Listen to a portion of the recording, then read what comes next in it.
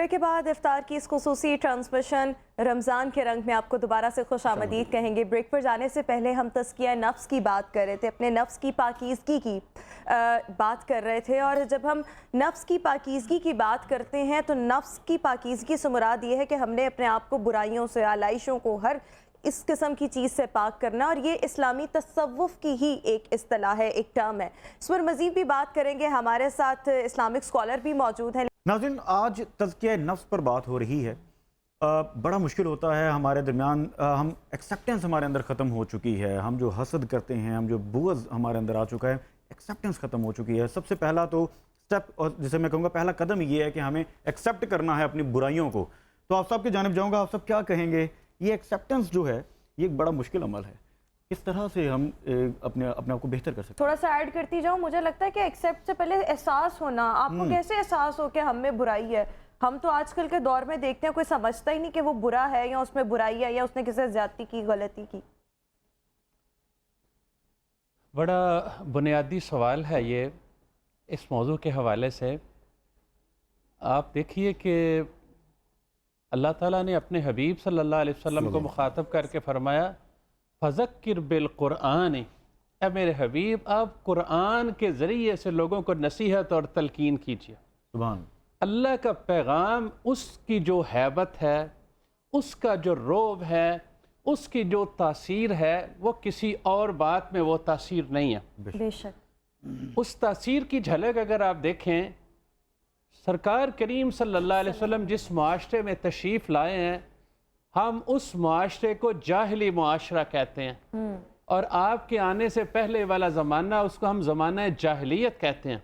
ठीक है, बिल्कुल। नबी पाक सल्लल्लाहु अलैहि वसल्लम ने अल्लाह की किताब की तिलावत के ज़रिए से उनके बातिन को उजला और साफ़ सुथरा किया। रमज़ानुल मुबारक है। रमज़ानुल मुबारक और कुरान मजीद का आपस में एक बड़ा गहरा ताल्लुक़ है। इसलिए कुरान मजीद के साथ ताल्लुक़ ये बड़ी बुनियादी बात है। जो बंदा अपनी इस्लाह करना चाहता है, जो अपने बातिन की दुरुस्ती करना चाहता है, वो अल्लाह की किताब की तिलावत करे। अल्लाह की किताब की तिलावत समझ के हो या बग़ैर समझ के हो तो सुभान अल्लाह, फिर तो क्या कहने। लेकिन बग़ैर समझ के भी हो तो इसकी एक तासीर है, और वो तासीर अपना रंग दिखाए बग़ैर नहीं रहती। नबी पाक सल्लल्लाहु अलैहि वसल्लम ने यह बात इरशाद फरमाई कि हर चीज़ को ना जंग लग जाता है, और जंग को दूर करने का कोई ना कोई आला होता है, उसका सैकल होता है, उसका रेगमाल होता है। हुजूर ने फरमाया दिलों को जब जंग लग जाता है ना, तो उसका सैकल, उसका रेगमाल ये अल्लाह का जिक्र है। सुभान अल्लाह। जब बंदा अल्लाह का जिक्र करता है ना, तो आपके बातिन में उस अल्लाह के जिक्र की नूरानियत, उसके असरात, उसकी तजल्लियात का इजहार हमारे ऊपर होता है। आपने देखा है हम बहुत सारे अल्लाह वाले लोगों के पास जाते हैं अपने किसी काम से, जो शादी नहीं हो रही जी, फलाना मसला फलाना, तो वो आपको किसी ना किसी अल्लाह का जिक्र बता देते हैं, अल्लाह की किताब की में से कोई नुस्खा बता देते हैं।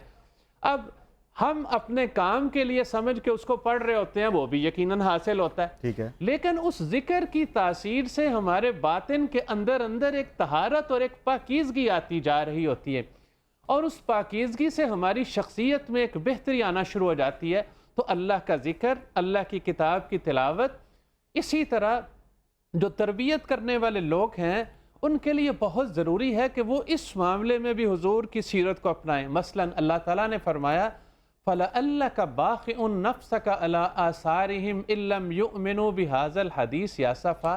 ए मेरे हबीब सल्लल्लाहु अलैहि वसल्लम, अगर ये लोग आपकी बात नहीं मानेंगे और आपकी रहनुमाई पर अमल नहीं करेंगे, तो क्या आप इनके गम में, इनके दुख में अपने आप को हलाक कर लेंगे? इनके लिए इतना दर्द, इनके लिए इतनी फिक्रमंदी कि आप दिन को भी इनके लिए सोचते हैं, रात को जब तन्हाइयों में अपने रब के साथ बातें करते हैं तब भी आप उन्हीं की फिक्रमंदी आपको लिए बैठी है। तो इस कदर आप मेरे हबीब, आप ना चाहें कि आप अपने आप को हलाकत में डाल लें। यानी ये जो भी मुरब्बी है, जो भी तरबियत का काम करने वाला है, उस्ताद है, किसी फोरम पे बैठा हुआ है, किसी जगह भी, तो ये खैर खाही का जज्बा ये बहुत ज़रूरी है। और अगर हम, वो इकबाल ने वो जो कहा ना कि किसी के खैर खा नहीं बनते तो कम अज़ कम अपने तो बन जाओ।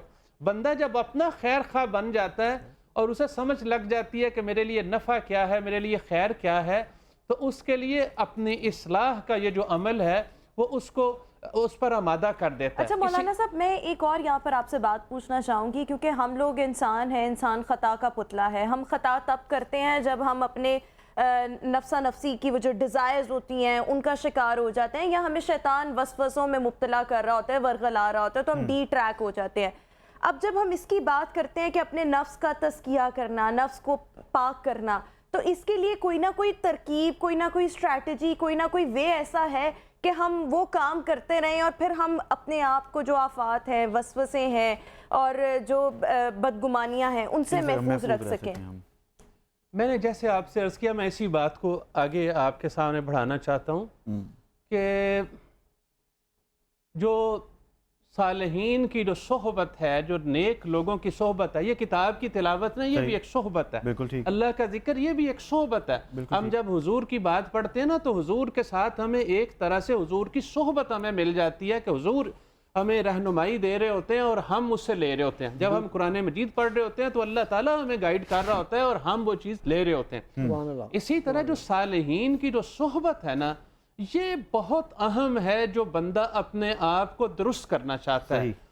اسی طرح میں اسی کے ساتھ اگر بات کروں کہ آپ کے سامنے کوئی رول ماڈل ہو نا، کہ یہ رول ماڈل ہے، میں نے اس جیسا بننا ہے اور اس جیسا مجھے ہونا ہے، تو پھر آپ کے لیے وہ جو اسٹریٹجی ہے وہ بھی اس رول ماڈل سے آپ کے سامنے آ جاتی ہے۔ اور ہمارے سامنے جو رول ماڈل اللہ نے دیا نا، وہ نبی پاک صلی اللہ علیہ وسلم کی ذات ہے۔ لَقَدْ كَانَ لَكُمْ فِي رَسُولِ اللَّهِ أُسْوَةٌ حَسَنَةٌ، کہ تمہارے لیے نبی پاک صلی اللہ علیہ وسلم کی زندگی بہترین نمونہ ہے۔ ہم سیرت طیبہ کا مطالعہ پڑھتے ہیں، ہم دیکھتے ہیں کہ کیسے لوگوں نے حضور کے ساتھ کیا طائف میں، لیکن سرکار جب ہاتھ اٹھاتے ہیں تو کہتے ہیں یا اللہ ان کو ہدایت دے دے، یہ مجھے نہیں جانتے۔ یعنی ان کو مارجن حضور دے رہے ہیں کہ یہ ان بیچاروں کو سمجھ، لیکن ہم لوگ ایسے مسلمان ہیں کہ ہم کسی کو مارجن دینے کو تیار ہی نہیں ہوتے۔ نبی رحمت کی امت میں سے رحمت ویسے ہی اٹھ گئی ہے، نبی رحمت کے نام لینے والے ہیں، اور ہم کسی کے لیے کوئی نرمی، کسی کے لیے کوئی رحمت۔ تو یہ جو صالحین کی صحبت ہے نا، یہ بہت مؤثر ہوتی ہے۔ میرے خیال میں وہ وہی بات جو آپ صالحین کی صحبت، یعنی اچھی صحبت میں بیٹھنا، اور پھر اس کمپنی میں آپ کے تلاوت کلام پاک کی بھی obviously تلاوت ہو سکتی ہے، قرآن پاک کی تلاوت ہو سکتی ہے، وہاں پر اچھی گفتگو، تو اس کے اثرات ہمارے اپنے آپ پر آ رہے ہوتے ہیں۔ تو یہی بات ہے کہ اس سے ہمارا جو نفس ہے اس کی نشو و نما بھی ہوتی ہے، وہ پاکیزہ بھی ہوتا ہے۔ آپ بلکہ اس پر بخوبی روشنی بھی ڈال سکتے ہیں کہ زکوٰۃ کا جو لفظ ہے وہ نکلا ہی یہ تزکیہ سے ہے، تو اس کا بھی مطلب زکوٰۃ کا بھی یہی ہے، بڑھانا، پاک ہونا، نشو و نما ہونا۔